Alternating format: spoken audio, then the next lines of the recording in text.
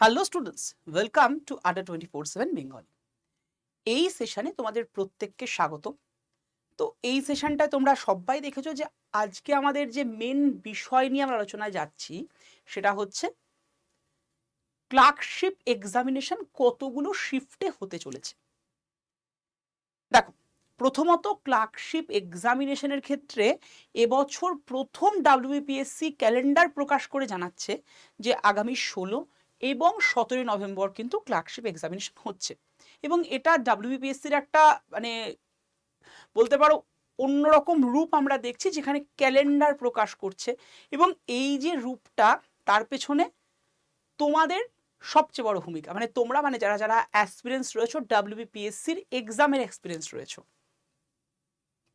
কারণ food SI exam, যেটা কিনা দেখা গেছিল যে তোমার অনেকগুলো শিফট এক্সাম হলো এবং তার ফলশ্রুতি তোমরা সবাই দেখেছো। প্রচুর ভালো পরীক্ষা দেওয়ার পরও কেউ কেউ 100তে 100 মার্কস করে আসার পরও বিষয়টা আটকে গেছে এবং WBPSCর ওপর থেকে ভরসা স্বাভাবিকভাবে উঠে যাওয়াটাই মানে একদম ঠিকঠাক। তার পরিপ্রেক্ষিতে তোমরা আন্দোলন করেছো, সেই আন্দোলনের স্বাদ আমরা সবসময় দিয়েছিলাম শুধুমাত্র ইউটিউবের ক্লাসের মাধ্যমে প্রতিবাদ প্রতিরোধ জানিয়ে নয়, সেখানে তো জানানোই হয়েছিল। তার পাশাপাশি আমরা আড্ডা 24/7 বেঙ্গলির অলমোস্ট সমস্ত টিচাররাই আমরা কিন্তু পিএসসি ভবনে, তোমরা যতবার গেছো আন্দোলনে আমরাও তোমাদের পাশে থেকেছি। তোমরা জানো, তোমরা দেখেওছো, তোমরা সেটা অ্যাপ্রিসিয়েটও করেছো, স্বাভাবিক। এবং শুধু অ্যাপ্রিসিয়েশনের জন্য আমরা সেখানে যাইনি, তোমাদের এই যে সাথে যে বঞ্চনাটা হলো সেই বঞ্চনার প্রতিবাদ করতে কিন্তু আমরা গেছিলাম। এবং তার ফলশ্রুতি আমরা দেখলাম WBPSC কিছুটা হলেও শুধরেছে। হ্যাঁ, এখনো বলা যায় না শুধরেছে যতক্ষণ না তারা তাদের যেটা মেন লক্ষ্য, অর্থাৎ ঠিকঠাকভাবে নোটিফিকেশন বের করার থেকে শুরু করে ভ্যাকেন্সি এবং তার পাশাপাশি নিয়োগ, যেটা স্বচ্ছ নিয়োগ, সেটা যদি ঠিকঠাক করে ইন ফিউচারের যে এক্সামগুলো হতে চলেছে তার মধ্যে প্রথম এক্সাম আগামী 15ই সেপ্টেম্বর হতে চলেছে কিন্তু মিসলেনিয়াস। এবং লাস্ট 4-5 দিন আগে তোমরা যখন অর্থাৎ তোমরা অ্যাসপিরেন্সরা যারা WBPSCতে তোমাদের ডেপুটেশন জমা দিতে যাও, সেখানে পিএসসি চেয়ারম্যান স্যার এবং সেক্রেটারি স্যার যেটা জানিয়েছেন যে এবছরের ভ্যাকেন্সি বেশি থাকছে, কিন্তু মেনশন করে দেয়নি। আমি যেন লিখেছি দেখো, এক্সপেক্টেড 7,000 ভ্যাকেন্সি, মেনশন কোথাওই নেই। হ্যাঁ, আগের বারও যখন বিভিন্ন আন্দোলনে তোমরা গেছো, সেখানে পিএসসি স্যার মানে চেয়ারম্যান স্যার এবং সেক্রেটারি স্যারই জানিয়েছেন যে অ্যাপ্রক্স মোটামুটি 7,000 অ্যাভাব থাকছে।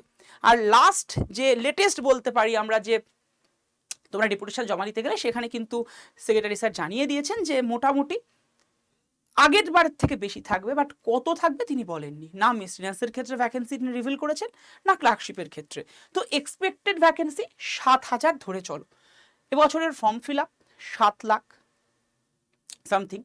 তো 7,14,000-এর ওপরে দাঁড়িয়ে, যদি 7,14,000 মানে ফর্ম ফিল আপের ওপরে দাঁড়িয়ে 7,000 ভ্যাকেন্সি ঠিকঠাক। কারণ দেখো, একদম প্র্যাকটিক্যাল কথা বলছি, 7 লাখের ওপরে যে ফর্ম ফিল আপটা হয়েছে, এরা সবাই কিন্তু প্রপার কম্পিটিটর নয়। হ্যাঁ, একদমই তাই। কারণ কম্পিটিশন চলবে মোটামুটি 1 থেকে 1.5 লাখ স্টুডেন্টের মধ্যে প্রপারলি। তাহলে বাকিরা কি এমনি এমনি ফর্ম ফিল আপ করেছে? দেখো, এমনি এমনি ফর্ম ফিল আপ করেছে বলাটা ঠিক নয়। জেনারেলি এদের মধ্যে অনেকেই আছে যে হ্যাঁ, তোমার এক্সামের জন্য যে কোয়ালিফিকেশান এবং যে এজ ক্রাইটেরিয়া চাও সেটা মিলে গেছে, যেন ফর্মটা ফিল আপ করে দিয়েছে।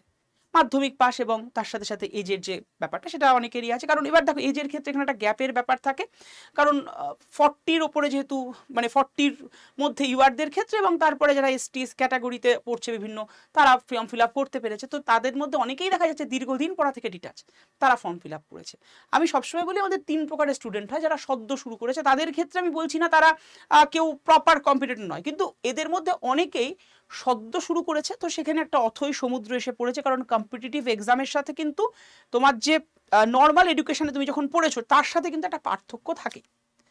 তো সেখানে একটা অথৈ সমুদ্রে এসে পড়া, কি পড়বো, কতটা পড়বো না, কিভাবে এগোবো, একটা সমস্যা। তো তাদের ক্ষেত্রে তাদের মধ্যে অনেকেই কিন্তু প্রপার কম্পিটিশনের মধ্যে যাবে না। আবার যারা দীর্ঘদিন পড়াশোনা থেকে ডিটাচ ছিল, তাদের মধ্যে সবাই নয়, ওই এখানেও একটা বেশিরভাগ পার্সেন্টেজই কিন্তু আবার রিজিউম করেছে না তারাও কিন্তু প্রপার কম্পিটিশনের মধ্যে যাবে না। মেনলি কম্পিটিশনে লড়বে ওই যারা 2-3 বছর 1 বছর বা 6 মাস 7 মাস ধরে প্রিপারেশন নিচ্ছে তারা। তো সেখানে দেখবে অ্যাপ্রক্স ওই 1.5 লাখ মতো পরীক্ষার্থীর মধ্যে প্রকৃত কম্পিটিশন চলবে। তো সেখানে দাঁড়িয়ে 7,000 যদি ভ্যাকেন্সি আসে, এটা এখনো পিএসসি রিভিল করেননি, কিন্তু অ্যাপ্রক্স এটাই হতে চলেছে, এটুকু অ্যাসিওর তোমাকে করতে পারি। তো সেখানে দাঁড়িয়ে দেখবে ঠিকঠাক একটা বলা যেতে পারে ভ্যাকেন্সি এসছে। তো এই ভ্যাকেন্সির পরিপ্রেক্ষিতে এক্সাম প্যাটার্ন, এটা সবচেয়ে বড় প্রশ্ন, যে এক্সাম প্যাটার্নটা কি জিকে ম্যাথ ইংলিশের ক্ষেত্রে, এবং সে অনুসারে শিফটের কি হতে চলেছে। দেখো আমি যদি বলি এক্সাম প্যাটার্ন, তোমরা জানোই যে জিকেতে 40, জিকে বলবো না অ্যাকচুয়ালি জেনারেল স্টাডিজ বলাটা উচিত, যার মধ্যে history, geography, polity, current affair, static GK এবং সায়েন্সের 3টে পার্ট থেকে কিন্তু প্রশ্ন দিচ্ছে বর্তমানে, কিছু কম্পিউটার বেসড প্রশ্ন দেওয়ার সম্ভাবনা থাকে। অ্যাকচুয়ালি জিকে মানে আন্ডার দ্য স্কাই, যা যা রয়েছে দেখি সেগুলো কিন্তু জেনারেল স্টাডিজের মধ্যে চলে আসে। ম্যাথ তাতে 30 মার্কস আর ইংলিশে 30 মার্কস, এটা কিন্তু তোমাদের প্রিলিমসের কথা বলছি। তো গত বছরের পরিপ্রেক্ষিতে যদি দেখা যায়, গত বছরের ইউআরদের ক্যাটাগরিতে যদি দেখো প্রিলিমসের কাট অফ ছিল 65। আমি মেন্স বা ফাইনাল কাট অফের ক্ষেত্রে যাচ্ছি না, আমি প্রিলিমসের কাট অফের কথা বলছি, 65 ইউআর ক্যাটাগরিতে ছিল। তো এবছর তোমাকে আমি প্রথম থেকেই বলবো না যে কাট অফকে তুমি নিয়ে চলো, কাট অফ নিয়ে যদি ভাবনা চিন্তা ফার্স্ট থেকে করো কোট আন কোট, তাহলে কিন্তু তুমি তোমার লক্ষ্যে পৌঁছতে কোথাও অনেক আগে থেকে পিছিয়ে যাচ্ছ। কি তাহলে আমি কেন বললাম বা কেন আমি কাট অফকে রেসপেক্টিভ এটা বলছি, কারণ দেখো কিছু কিছু ক্ষেত্রে টার্গেট সেট আপ করে রাখতে হয়। যেমন তোমরা যখন ছোটবেলায় বিভিন্ন বোর্ড এক্সাম বলো বা পরবর্তীতে বিভিন্ন আদার অন্যান্য যে সমস্ত এক্সামসগুলো দিয়েছো, সেখানেও কিন্তু একটা টার্গেট সেট করতে, যে এত মার্কসের এক্সাম, তার মধ্যে আমি এত পাবো। হ্যাঁ, সেখানে তোমার কাট অফের ব্যাপারটা ছিল না, কিন্তু এখানে বিগত বছরের কাট অফের সাথে যদি তুমি একটু দেখো 65 যদি আমি আনরিজার্ভদের ক্ষেত্রে ধরি, তো সেক্ষেত্রে তোমার এবছরের টার্গেট হওয়া উচিত অ্যাটলিস্ট 80 থেকে 85। এবারে 85 যদি তোমার অলমোস্ট টার্গেট থাকে, তাহলে তুমি চোখ বন্ধ করে 80-র কাছাকাছি বা 75 থেকে 80-র মধ্যে পাবে। তাহলে কাট অফ যে এবার এই 65 উঠবে তার তো কোনো কথা নেই না, অবশ্যই কথা নেই। তবে হ্যাঁ, এটাও কথা যে তোমার 80 বা 85 যদি তুমি পেয়ে গিয়ে থাকো বা পেতে পারো প্রপারলি, পাওয়াটাও যে খুব চাপের এমনটা নয়, তাহলে কিন্তু ওই কাট অফ মানে কাট অফের মধ্যেই তুমি থাকবে, এটুকুও বলতে পারি। কারণ 80 বা 85 যদি তোমার স্কোর থাকে, তুমি সেফ জোনে থাকবেই। তো দেখো জেনারেলি জেনারেল স্টাডিজের মধ্যে যেহেতু অনেকগুলো সাবজেক্ট পড়ে, তুমি কখনোই 40-তে 40 আশা করতে পারো না জেনারেল স্টাডিজের ক্ষেত্রে। কত এক্সপেক্ট করতে পারো আউট অফ 40, বা কতটা পড়া যায়? দেখো তোমরা প্রত্যেকে মানুষ, তো মানুষ হিসেবে এই সাবজেক্টের মধ্যে সব যে তুমি পারবে এমনটা কথা নেই। হ্যাঁ, পারবে না এমনটা বলা ভুল, অনেকেই হয়তো 40 পাবে, কিন্তু আমি জেনারেলাইজ যদি করি অ্যাটলিস্ট 34 বা 35, আমি 35 মোটামুটি ধরে রাখতে পারি, যদি খুব ভালো করে পড়াশোনা করো পাওয়া যায়। ম্যাথের ক্ষেত্রে আমি বলবো গত বছর অনেকেই একদম ফুল মার্কস করে এসেছিল, 30-তে 30 ম্যাথে করাই যায়। ম্যাথ মানে অ্যাকচুয়ালি অ্যারিথমেটিক থাকে এখানে। আর ইংলিশের ক্ষেত্রে যদি দেখো, ইংলিশেও 30-30 করা যায়, কিন্তু ওই বাঙালিদের ক্ষেত্রে একটা প্রবলেম থাকে, ইংলিশ নিয়ে একটু ভয়। জেনারেলি এখানে তোমাদের ইংলিশে কিন্তু ওই ভোক্যাবসের প্রশ্নটাই বেশি থাকে, তার পাশাপাশি কিছু এরার কারেকশন থেকে দেয়। তো আমি ধরে নিই যদি 30-তে 30 নাও পাও, অ্যাটলিস্ট 25 পাচ্ছ। আমি ম্যাথের ক্ষেত্রেও তোমার 5 নাম্বার কমিয়েই রাখি, কারণ সবাই যে ম্যাথে 30-30 পাবে, 30-on-30 পাবে এটাও নয়। তো সেখানে দাঁড়িয়ে আমি যদি ধরি 25, 50 আর 35, মানে 85 মার্কস, এটা একদম সেফ স্কোর এখনই বলা যেতে পারে। তোমার টার্গেট অ্যাটলিস্ট 85 থেকে 90 থাকুক। তুমি তো বলবে স্যার আপনি 100 বলে দিলেন না কেন, আরো ভালো হতো না। দেখো 85 থেকে 90 সত্যি সত্যি ভাবে পাওয়া যায় ক্লার্কশিপের এক্সামিনেশনের ক্ষেত্রে। তোমরা যদি বিগত বছরের প্রশ্ন দেখো, তাতেও তোমরা দেখতে পারবে। আগামীকাল আমি বিগত বছরের প্রশ্নের একটা ক্লাস নিচ্ছি বিকেল 5টায় সম্পূর্ণ ফ্রিতে আড্ডা 24/7-এর অ্যাপসে, চ্যানেলে নয়, আড্ডা 24/7-এর অ্যাপসে। সেখানে তোমরা দেখবে কিরকম টাইপের প্রশ্ন হয়ে থাকে জেনারেলি। তো এই 85 মার্কস যদি তুমি কভার করতে পারো প্রিলিমসে, ইউ আর সেফ, এবং তুমি তোমার লক্ষ্য মানে নেক্সট লেভেলে উত্তীর্ণ হলে, মেন্সের জন্য উত্তীর্ণ হলে। তো প্রিলিমস তো তোমার এখন অবশ্যই টার্গেট। তো তো এবছরের যেটা এখন আমাদের মেন প্রশ্ন, কতগুলো শিফটে হচ্ছে, যেটা পিএসসির তরফ থেকে জানিয়েছে 16 এবং 17 নভেম্বর, মানে 16 নভেম্বর দুটো শিফট, 17 নভেম্বরে দুটো শিফট, মানে টোটাল 4টে শিফট। সে তো সেই একই হলো।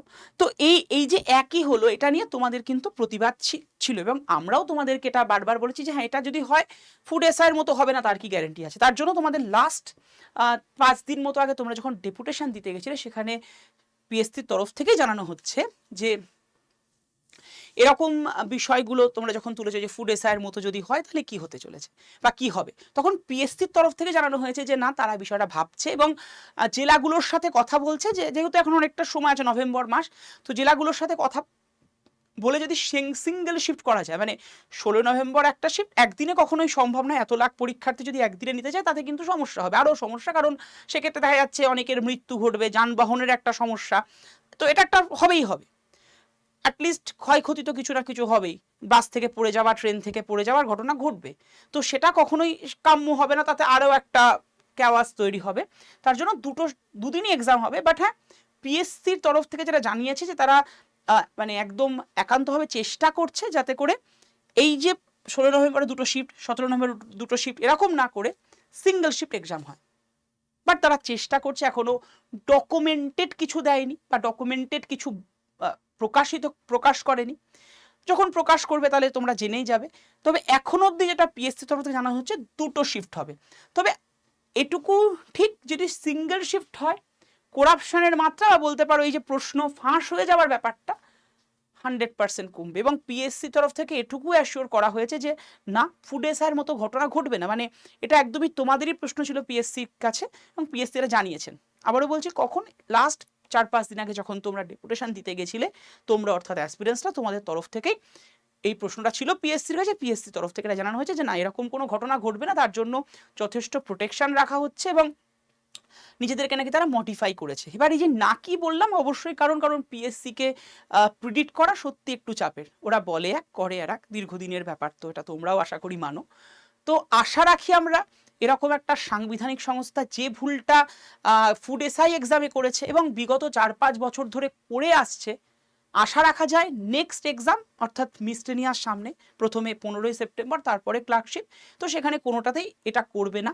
এটা কাম্য, তাতে করে প্রকৃত যারা পরীক্ষার্থী, প্রকৃত পক্ষে যারা দীর্ঘদিনের জন্য খাটাখাটনি করছে বা একদম ডেডিকেটেডলি খাটছে চাকরির পরীক্ষার জন্য, অন্য কোনো অপশান না ভেবে, তাদের জন্য এটা ফলপ্রসূ হবে। কি মতামত অবশ্যই জানাও। আর একটা বিষয়, তোমাদের অনেকেরই প্রশ্ন থাকে যে ম্যাথে বা ইংলিশে এত মার্কস আমি কি করে তুলব, তো তাদের জন্য একটা ছোট্ট ইনফরমেশন দিয়ে রাখি, সেটা হচ্ছে আড্ডা 24/7 বেঙ্গলিতে কিন্তু আমাদের ক্লার্কশিপের ব্যাচ সদ্যই শুরু হয়েছে। তো সেই ব্যাচটা তোমরা নেবে কি করে, অনেকের প্রশ্ন ছিল যে ব্যাচটার মধ্যে কি রয়েছে। চলো দেখিয়ে দিই তোমাদেরকে কি অ্যাকচুয়ালি ব্যাচটার মধ্যে তোমরা পাবে। প্রথমত তোমরা যদি দেখো, আড্ডা 24/7 বেঙ্গলির অ্যাপস থেকে তোমরা ব্যাচটা নিতে পারো, অথবা তোমরা আমাদের যে ওয়েবসাইট আছে www.adda247.com, সেখান থেকেও নিতে পারো। অ্যাপস থেকে কিভাবে নেবে, ইদার প্লে স্টোর থেকে ডাউনলোড করতে পারো আড্ডা 24/7 বেঙ্গলি, মানে আড্ডা 24/7 নামে সার্চ করলেই হবে, অথবা তুমি এই সেশনটার ডেসক্রিপশন বক্সে অ্যাপ ডাউনলোড লিঙ্ক পাবে, just click on the link and download the app. App download করার পর নিচে উপরের দিকে উঠবে, দেখবে তোমার কাছে এরকম একটা অপশন আসবে, government job exam, state exam. State এক্সামে ক্লিক করো, অবশ্যই ওয়েস্ট বেঙ্গল স্টেটে ক্লিক করো। ওয়েস্ট বেঙ্গল স্টেটে ক্লিক করলে তোমার কাছে যদি অ্যাপস থেকে নাও, নিচের দিকের ডান দিকের কোনায় দেখবে স্টোর বলে একটা অপশন আছে, স্টোরে ক্লিক করো। স্টোরে ক্লিক করলে ডাব্লিউবিএস সেশন দেখতে পাবে। ডাব্লিউবিএস সেশনে ক্লিক করলেই দেখো সংকল্প ব্যাচ, যেটা 19 জুলাই থেকে শুরু হয়েছে। এই সংকল্প ব্যাচের উপরে ক্লিক করে দামটা দেখাচ্ছে 2299, এত টাকা পড়বে না। আর এই ব্যাচটা কিন্তু স্পেশালি প্রিলিমসের, মেন্সের এবং টাইপিং টেস্ট, যেটা ক্লার্কশিপে রাখে, অর্থাৎ ক্লার্কশিপের complete preparation batch, preliminary, mains এবং টাইপিং টেস্টের কমপ্লিট প্রিপারেশন ব্যাচ। তো এই ব্যাচটা নেওয়ার ক্ষেত্রে কি করবে, 2299 দাম দেখাচ্ছে। যদি তুমি অ্যাপস থেকে নাও তাহলে দাম পড়বে জাস্ট 2218 টাকা। কমপ্লিট প্রিপারেশান, এর জন্য এটা মাসের ব্যাপার নেই, একদম ওয়ান টাইম পেমেন্ট। আর যদি তুমি আমাদের ওয়েবসাইট থেকে নাও তাহলে এরকম দেখতে পারবে, ভিউ অফারে ক্লিক করো। ভিউ অফারে ক্লিক করলে তোমার কাছে এরকম অপশন আসবে, এন্টার কুপন কোড। তুমি যদি অ্যাপস থেকে নাও তাহলে দেখবে ওখানে লেখা রয়েছে, মানে এই ব্যাচটার উপরে ক্লিক করলে VIR15, ওর ওপরে ক্লিক করলে দেখবে লেখা এসছে এন্টার কুপন কোড, ঠিক এই লেখাটাই। এখানে গিয়ে ক্লিক করে বসিয়ে দাও Y327, ক্যাপিটালে Y, তারপরে 327, অ্যাপ্লাই করে দেবে। ওখানে নিচে একটা অপশান থাকবে, ওটা করার দরকার নেই, এটা করলেই হবে। দেখো দামটা কমে 2245 এসছে। এখানে কয়েন ইউজ করার জায়গা নেই, মানে ওয়েবসাইটে অ্যাপসে গেলে কয়েন ইউজ করতে পারবে, কয়েন ইউজ করে নিলে তুমি কিন্তু সম্পূর্ণভাবে ব্যাচটা পেয়ে যাবে। ঠিক আছে, জাস্ট কত দামে? 2218 টাকায়। যদি কোনো কনফিউশন থাকে এবং ক্লার্কশিপের যে আমাদের ফ্রি ক্লাসগুলো অ্যাপসে চলছে সেই ক্লাসগুলো যদি তোমরা করতে চাও, তাহলে একটা নাম্বার বলছি, সেই নাম্বারে হোয়াটসঅ্যাপ করে হাই লিখে পাঠাবে, দেখবে ওই গ্রুপ জয়েনের লিঙ্ক অটোমেটেড চলে এসেছে। সম্পূর্ণ ফ্রি গ্রুপ ফর ক্লার্কশিপ। নাম্বারটা হচ্ছে 7908913089। আবারও বলে দিচ্ছি 7908913089। এই নাম্বারে হোয়াটসঅ্যাপ করে হাই লিখে পাঠাও, অটোমেটেড গ্রুপ জয়েনের লিঙ্ক তোমার কাছে চলে আসবে। ভালো থেকো, সুস্থ থেকো, দেখা হচ্ছে তোমাদের সাথে আবার নেক্সট কোনো এরকম ইনফরমেটিভ সেশন নিয়ে।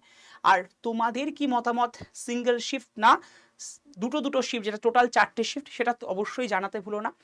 আশা রাখি তোমাদের কথাগুলো আমরা আমাদের তরফ থেকে পিএসসির কাছে জানাতে পারবো এবং তোমরাও নিজেদের কথাগুলো জানাতে পারবে। কমেন্ট সেকশনে অবশ্যই কিন্তু জানতে চাই তোমাদের কি মতামত, সিঙ্গেল শিফট হওয়াটাই ঠিকঠাক নাকি ডাবল শিফট যেরকম রয়েছে সেরকম হওয়াটাই ঠিকঠাক। ওকে, সিউ, তোমরা ভালো থেকো, আর এরকমই ইনফরমেটিভ ভিডিও তোমাদের সামনে আনতে চলেছি। Thank you.